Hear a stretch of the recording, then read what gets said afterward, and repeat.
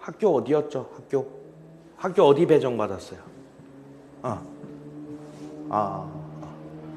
근데 아직 지금은 진학하게 될 학교 친구들 아직 잘 모르죠. 예. 그럼 지금 다니고 있는 학교에서 대부분 지금 고1 수학을 공부하고 있을 텐데 진짜 한번 물어봐. 지금 이 문제를 대략 시간적으로 한 5초, 10초 안에 답할 수 있다? 그럼 그 학생을 인정해버려. 뭐를? 오, 진짜 찐이구나. 진짜 찐이구나. 근데 대신 또 이렇게 생각해. 이거를 뭐 소위 수학 잘하는 친구들 기준으로 물어봤는데 그 답이 바로 안 나오잖아. 그럼 이렇게 생각해. 내가 이길 수 있겠구나. 내가 이길 수 있겠구나. 비록 늦게 출발했으나 목표를 향해 달려가는 속도 자체가 빠름으로 언젠가는 이겨내겠구나. 넘어서겠구나. 이렇게 자신감을 가지셔도 될 것 같습니다. 제가 뭐라 그랬어요? 여기서 접점을 뭐 알파라고 할게, 편의상. 그때 이 알파 기준으로 같은 간격만큼 갔을 때 그래서 라인을 잡아봤을 때 요 길이 정도는 사실 뭐처럼 보여?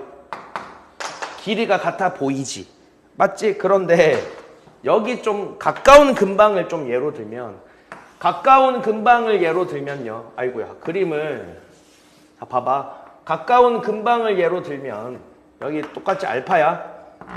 그리고 똑같은 간격을 갔어. 그때 요 라인이 있을 때에는 라인을 잡았을 때 그때 이 간격을 봤을 때에는 사실 또 그려놓고 나니까 또 제가 이제 그림을 너무 잘 그려서 그런 것 같고요. 사실 이게 뭐해 보이진 않아. 길이가 같아 보이진 않아. 예를 들면 여기가 상대적으로 이것보다는 짧아 보이거든. 근데 이걸 이제 착시 현상이라 얘기했고요. 무슨 얘기까지 해서 대가형을 진학하는 학생과 막 고민을 털어놨다니까. 그 학생에게 이랬다니까. 난 이게 아직도 같아 보이지 않아. 그런데 결과적으로 같음을 설명해주고. 근데 그 학생도 몰랐던 거야. 뭐를 몰라서 결과부터 얘기하면 이거잖아, 이거. 접점을 이렇게 잡았을 때 접점 기준으로 새로운 2차 함수가 뭐가 되는, 새로운 2차 함수가 만들어지는 걸 토대로 알파 라인에서 뭐하면, 알파 라인에서 떨어진 정도가 같으면 이 길이 간격도 뭐함을 뺀함수의 대칭성에 의하여 같음을 보장할 수 있다. 그러나 이거는 원함수 입장에서는 그렇게 시각적으로 당연해 보이진 않는다라고 했잖아. 그리고 영재학교를 진학하는 그 학생과 고민을 했으나 그 학생도 결국 이랬어. 도무지 이게 같은 거를 원함수에서 시각적으로 들여다보기는 선생님 저도 안 되네요. 이렇게 얘기를 하더라고. 응? 그래서 어쨌든 그 결론이 뭐냐면 여러분, 결론이 뭐예요? 이거든 뭐 소위 안 만나든 전부 다 뭐야? 이거는 어떻게 잡아야 돼? 교점 라인 기준으로 가운데가 뭐다? 뺀함수의 축이다. 따라서 여기 길이가 가장 뭐다? 맥스다. L 맥스라고 얘기했던 것 같고요. 여기서는 이제 반대로 어떤 경우 평행접선의 접점을 알파라고 하면요. 그 평행접선의 접점 라인이 뺀함수의 축이 되고, 따라서 여기서는 요 길이가 L 민으로서 그래프상에서는 이게 뭐다? L 민이다. 이런 얘기를 해왔다라고 한다면 이때는 뺀함수를 제가 어떻게 그려야 된다를 3시간 동안 얘기했어요.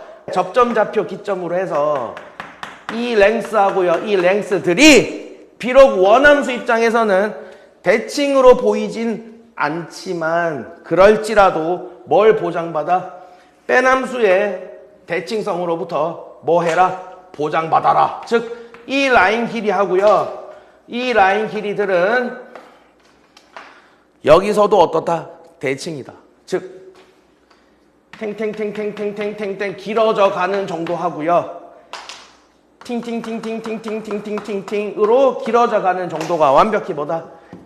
대칭이다. 이게 이제 뺀함수 기본기였잖아. 맞지? 자, 그러면 이 문제를 이제 들여다보자고. 봐. 결과적으로 지금 어떤 상황이냐면 이런 상황이란 말이야. 여기서 여기 마이너스 1,1이고 접선 몇 개를?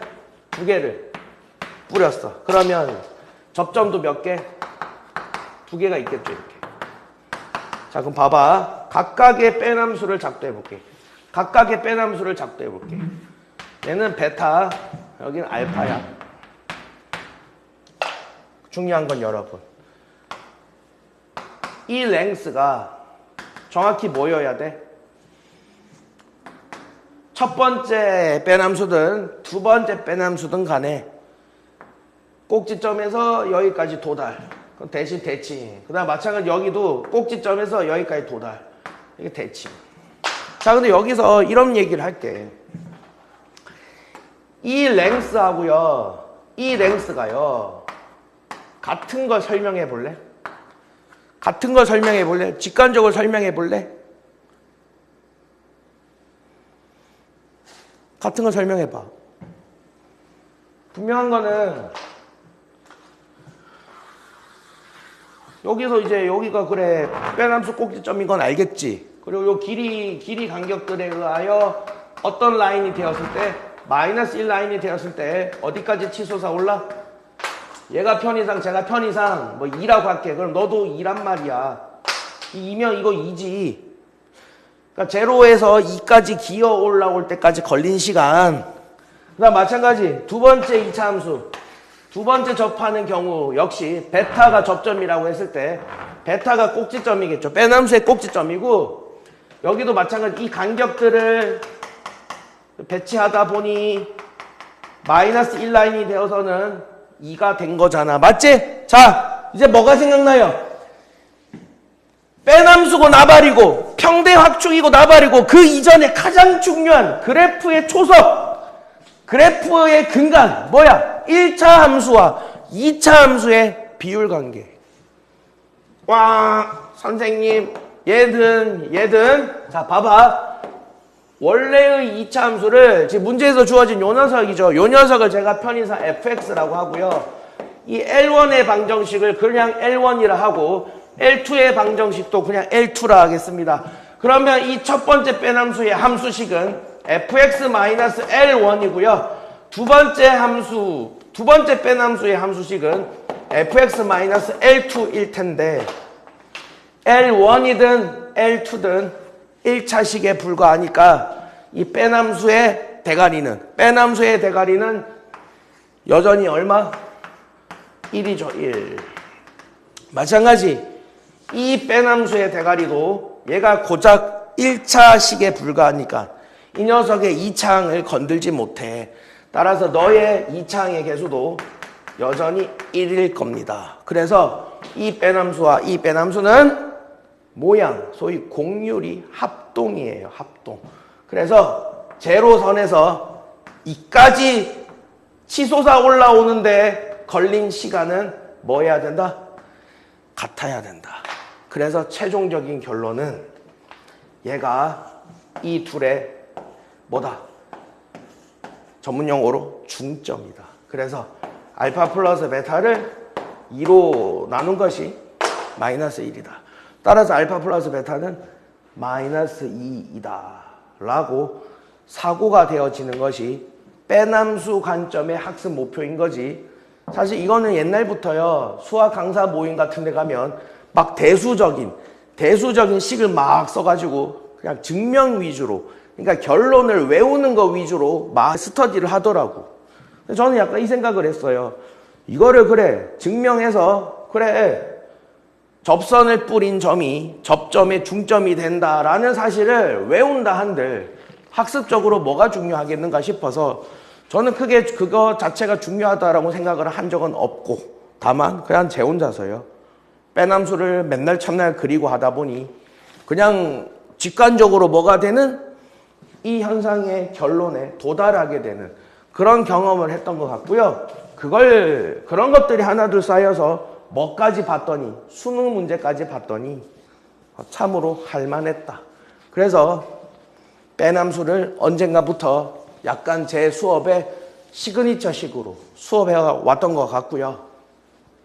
어쨌든 얘는 빼남수에다가 2차 함수의 저의 해석까지 결부되어야 대략 5초 만에 또는 10초 만에 또는 시간을 떠나서 이 현상에 대한 결론에 도달하는 과정이 직관적일 수 있다고 생각하는 사람입니다. 그러니 2차 함수든 빼남수든 정말 수업의 근간이다. 그러니 어떻게 열심히 안 할 생각을 할 수 있겠니? 자, 어찌됐든 역시 빼남수로부터 들여다볼 수 있는 여러 가지 현상 중에 하나를 들여다봤고요. 오늘 지금 이 시간의 계기가 수학 공부를 하는 데 있어서 동기부여로서 나름 꽤나 큰 의미를 갖는 시간이길 진심으로 바랍니다.